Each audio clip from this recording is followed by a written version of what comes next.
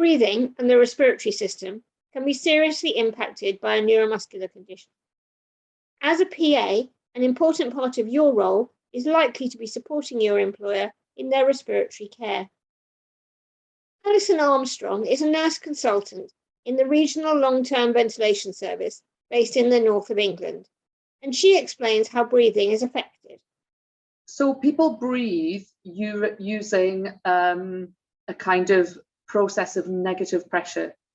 So we would increase the negative pressure in our thoracic cage by pushing down our diaphragm. The diaphragm is the main breathing muscle at the bottom of the lung. And by pushing down the diaphragm, we create a negative pressure inside the chest wall, and that pulls air from the atmosphere into the lungs. So people with neuromuscular disease and neuromuscular conditions have weakness of their respiratory muscles, their breathing muscles. And that might be the diaphragm muscle, which is the big muscle at the bottom of the lung, or it might be the accessory muscles, which are around the chest wall. If there is any neuromuscular weakness, it can affect those muscles that are helping and assisting with breathing, which means that the breaths become less effective, they become more shallow. Sarah Rennie has spinal muscular atrophy. She has used nighttime ventilation for more than 20 years, since she was a teenager. First of all, we had a sleep study and found that I was not breathing in enough oxygen, and I was having a build-up of carbon dioxide in the night. So I was waking up with essentially a hangover every day, which is most unfair because I wasn't having fun of it. So we all underbreathe during sleep because we don't need to breathe as adequately during sleep as we do when we're exerting ourselves during the day. But for somebody who has breathing muscle weakness, then that underbreathing during sleep can take them below the threshold that's helpful to their ventilation.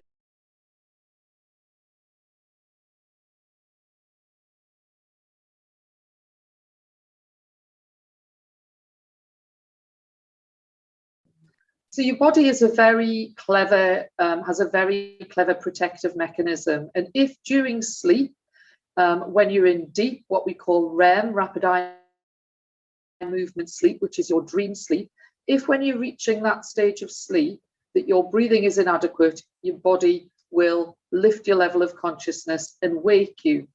You might not be aware of those, what we call micro arousals. You might not be aware of that.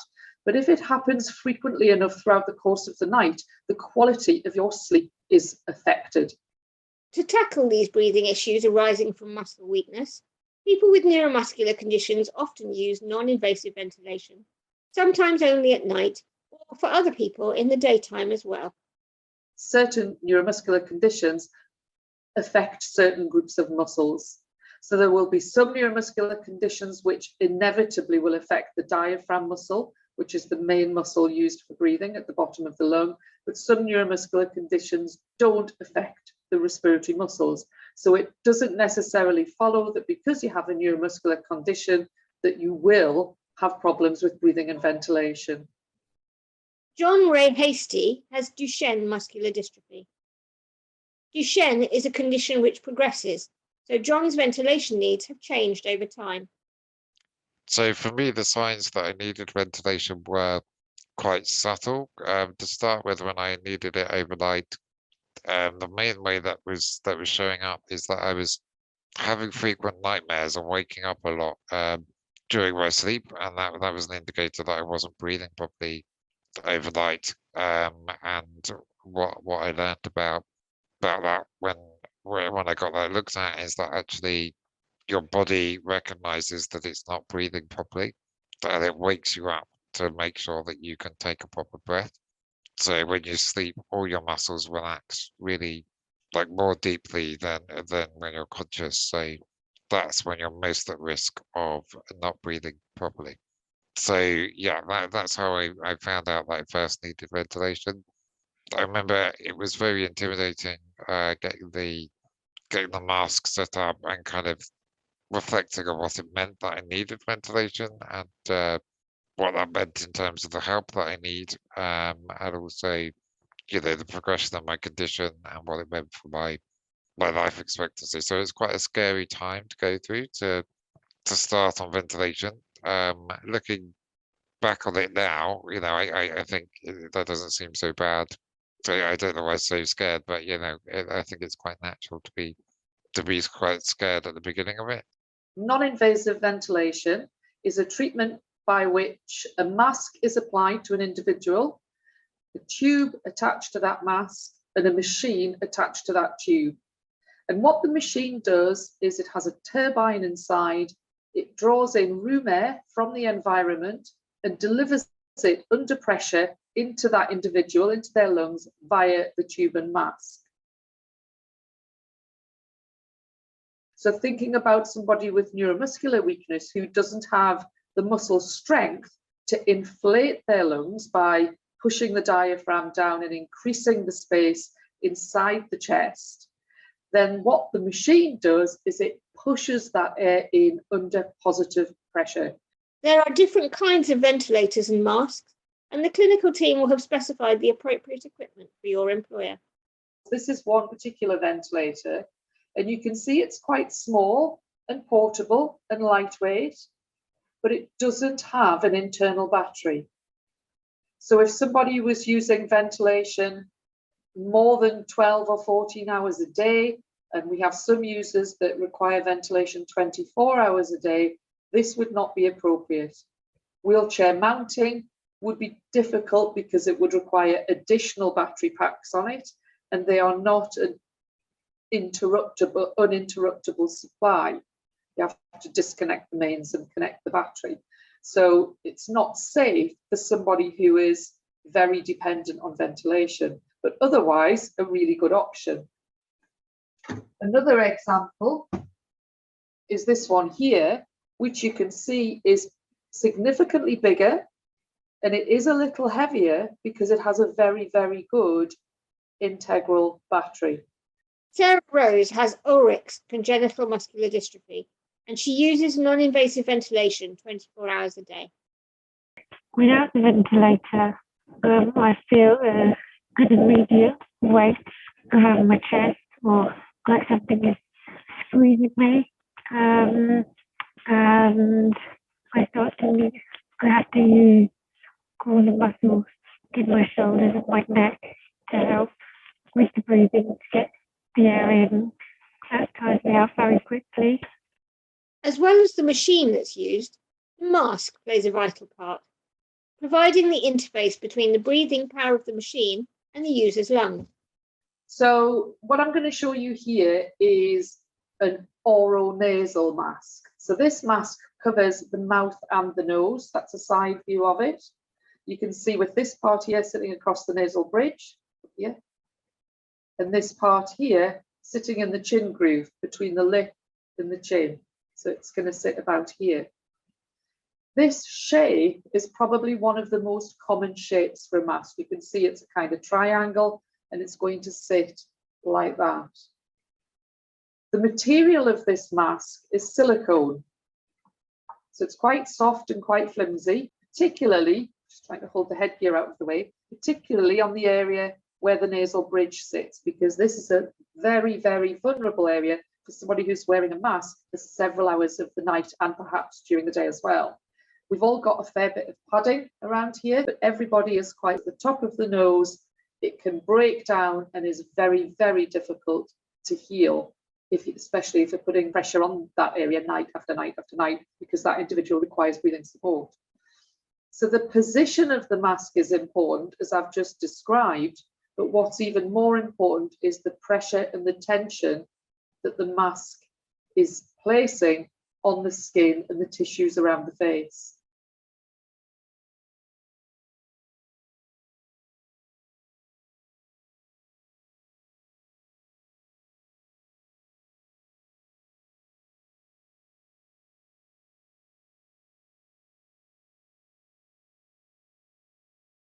The very last thing to tell you about all of these masks, and this is probably one of the key points that needs to be remembered for anybody caring for somebody on long-term ventilation, is that the air coming through from the machine, from the room air, up the tube, into the mask and into that individual's lung, contains the air that we're all breathing in the atmosphere right now. The air that they exhale from their lungs, which contains the waste product of breathing, carbon dioxide, and it's important to exhale that, it's important to get it out. That air does not travel back up the tube into the machine. It's flushed out of the mask through what's called an intentional leak somewhere in the mask system. In this mask, it's a series of little holes here. In this mask, it's the series of holes here. In some masks, it's in the elbow. Your role in supporting someone who uses ventilation in any form will be to assist them in day-to-day maintenance of the equipment. In terms of the maintenance required for the non-invasive ventilation and the accessory equipment, it's very, very straightforward. The device itself, the ventilator itself, will be set by the clinical team and the panel will be locked. Usually, somewhere on the interface of the ventilator on the panel, there is a padlock in the closed position, which indicates that the panel is locked. So even by mistake, during surface cleaning of the device, the user could not make any accidental changes to settings, and the care team would never be asked to make any changes to the prescribed settings. The machine itself needs a clinical wipe or a damp dust, just in the same way that any other surface cleaning in somebody's house would take place. You will also be the first person who can prevent or solve problems with the equipment for the treatment. To prevent problems from occurring with this treatment, it's about making sure that the equipment is checked on a regular basis. So the first thing to check is that the device is operating and it's plugged into the main supply. So that would be the initial check to be done every day. The second check is to make sure that the tubing and the mask are intact and no degradation has occurred. So there hasn't been a split or a tear or something that might have happened. My PAs need to know, start with the basics of how to turn the machine on and off. I know that sounds quite simple, but they can be, each machine has a different way of turning off and on. And any delay with that can cause discomfort for me. They also need to know how it's all connected, because there can be transformer boxes that have wires going into them, so you need to check that all the stages of connection are complete before turning one off and one on again. Also with the headgear, which is very specific for each user, how that needs to fit, how to stop the air escaping. My PAs can hear when the air escapes, and they know automatically now if it's not sitting right, or when no, they'll automatically adjust it. The most obvious things that will go wrong with that is that it will break down. It will just fail to operate. And the time that's usually identified is when the user goes to apply it at bedtime, if it's for nighttime ventilation. So it simply won't switch on. That's really the only thing that can go wrong with the machine. It just won't work. What's more likely to happen is a problem between the machine and the individual using it, which is the interface, the tube and the mask. That's more likely where the problem occurs. Yeah, so I think it's really important to be aware of the things that can go wrong and to have a backup plan for those instances. So I have a easily accessible box of spare equipment for everything related to the ventilator. So all the different tubes and all the different masks and what have you. I also have 2 ventilators that I use. I rotate them, so I use one at night and one in the daytime. The final way that we ensure the safety of somebody who is dependent on breathing support is to issue a self-inflating bag. Now, this might be something that you've seen on television, in medical dramas, which might be used in quite a serious situation, such as resuscitation.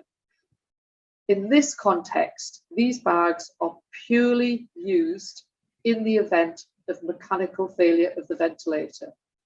The bag itself is attached up to the patient's mask, and the carer is able to squeeze the bag at an interval or a depth that is dictated by that person using it. So they're not unconscious, they're perfectly fine. The only issue is that the machine has broken down, and being able to deliver those hand ventilated breaths via their usual mask until a replacement ventilator can be set up and applied means that their breathing support is not interrupted. It can seem quite daunting at first to be dependent on ventilation or to be supporting someone who is. But even people with neuromuscular conditions who use 24-hour ventilators can do everything they want. They learn and will explain to you how to achieve everything while using the ventilator. It's important to know that there are 3 elements to the cough, which we don't usually think about. The first element of the cough is the big breath that we take in prior to having the cough, that we take before we generate the cough. The second phase of the cough is what is called glottic closure, and that's where we close our cords, we close the area at the back of the throat, and that generates pressure inside the lung because you've got a big breath of air trapped inside, which means when you come to the third phase of the cough, which is the expulsion, the expulsive phase, that generates more force. So big breath in, closure, and the third phase of the cough. Now, if you have neuromuscular or respiratory muscle weakness, it's possible that all 3 elements can be affected. But even if one element, the breathing in element, the glottic closure, and the cough element, if any one of those is affected, it will impair the cough. One of the ways that's used to manage that is with a device called a cough assist device. Its medical term is a mechanical inexsufflation device. But what it does, it augments the cough. It looks a lot like a ventilator. When I have a chest infection, or as I've had recently, an increase of mucus production, which has caused me a lot of problems.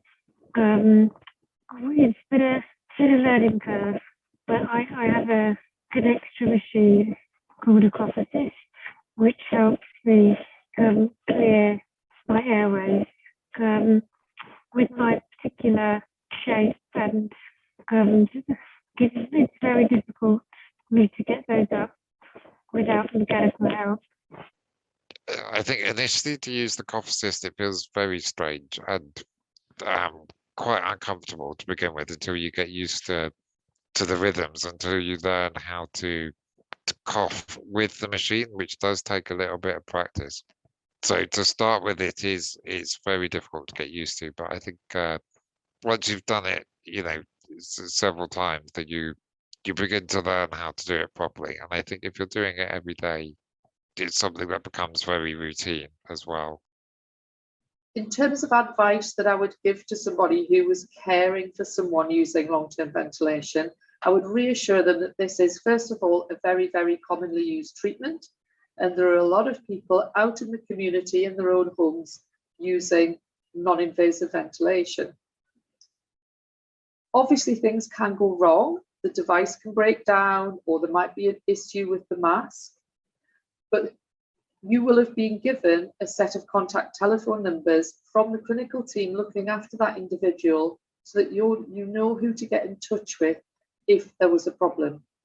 In this module, we've talked about how we breathe and how neuromuscular conditions affect breathing, how our breathing changes when we sleep and the symptoms of excess CO2 in the bloodstream, and how non-invasive ventilation can be used to support a person with a neuromuscular condition. We've looked at some types of machines and masks used for non-invasive ventilation, how to use and maintain them at home, and how to avoid problems. We've also discussed troubleshooting and problem solving, backup strategies, and clearing secretions and excess mucus. Finally, remember that the person who you are working with and the clinical team who provides their respiratory care will show you what's needed in their particular case. If you do have any questions, don't be afraid to ask the person you're working with to explain what they need.